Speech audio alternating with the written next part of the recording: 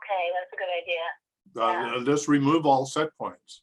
I mean, that'd be a great clearing statement, let's do that. So Oh, yeah. I, Okay. Tyson Vanagan, in my I am presence, with the assistance of Divine Mother and Divine Father and the source of all that is, remove all set points from any belief systems, known or unknown, that anybody on the call or listening to this call has. And I clear them throughout all time, space, and dimensions, known or unknown, the multidimensional levels of reality throughout the matriarchal and patriarchal soul families, star families, and family of origin.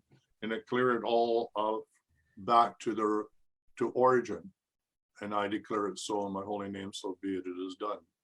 So no more set points. So then we would install, I'm a sovereign human being. I have no set points that limit my understanding or my belief systems. And in fact, I have no belief system, because no belief systems are necessary, because I'm one with source, receive clear guidance. I'm always in the right place at the right time. And therefore I no longer need any set points or any beliefs with regard to anything.